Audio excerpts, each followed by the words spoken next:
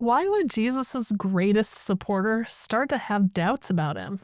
We haven't seen John the Baptist in a while, but recall that this is the guy whose miracle birth opened up Luke's story. Before John was born, an angel told his dad that he would be a prophet, bringing other people life-changing messages from God. John turned out to be really good at his job.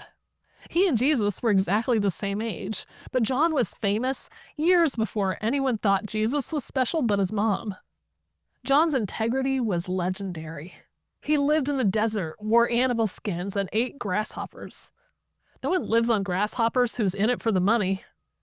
John told the truth to kings and butchers like he couldn't tell the difference. Sometimes he told the truth to kings as if he had a death wish. John preached with fire in his veins. Where other people were lost in gray, John saw in black and white.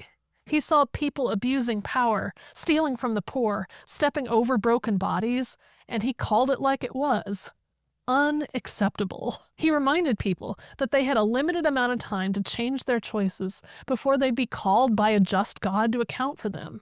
John also noted that all he could really do was shout about these things and hope that somebody would listen. But someone was going to come along eventually who was much more powerful than him. That person would have the authority to actually separate the wheat from the chaff, to not just make judgments, but to enforce those judgments. John is so in tune with God that the first time he sees Jesus, he feels the shock of recognition.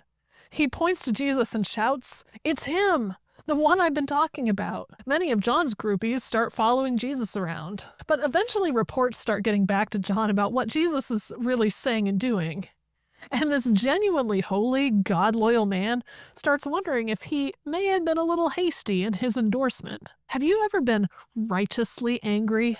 Have you ever seen something so wrong it made your skin prickle and your body go hot? Righteous anger is a Red Bull for the soul.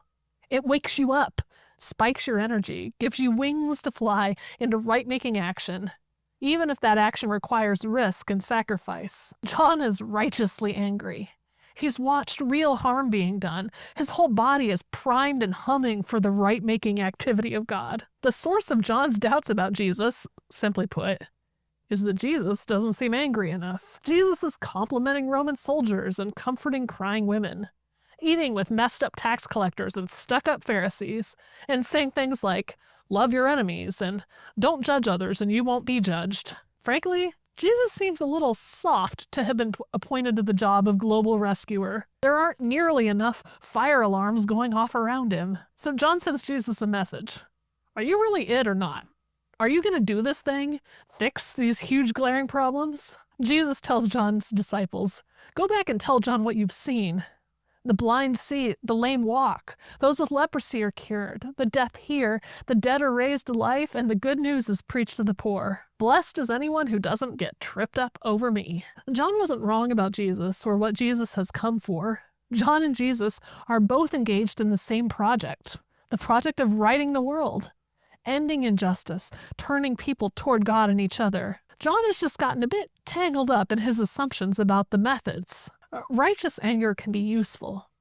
It's needed sometimes, like that blast of the car horn that jerks you awake when you're asleep at the wheel. It's like a fire that can forge and mend, purify gold, a fire that can fertilize the soil so that even more can grow from it.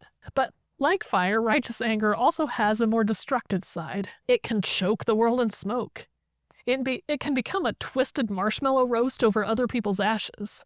It can burn up trash and Picassos without distinguishing the difference. At the end of the day, what's driving this project of setting the world right isn't God's anger, but God's compassion. Even judgment is just an expression of God's love, God's desire to sift out the bad stuff so that the world can get to the good. This is what Jesus is doing every day, helping people separate the bad from the good, the broken from the better possibilities. And Jesus knows what each individual case requires.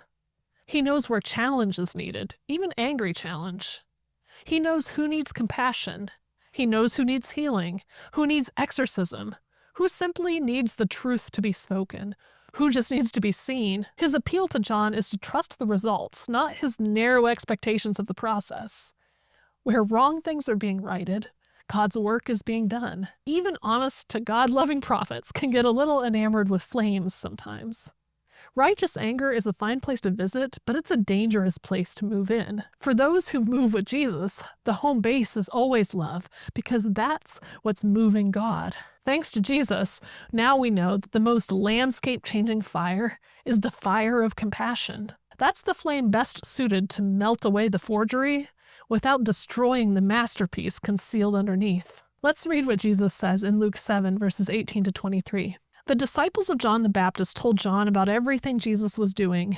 So John called for 2 of his disciples, and he sent them to the Lord to ask him, "Are you the Messiah we've been expecting, or should we keep looking for someone else?"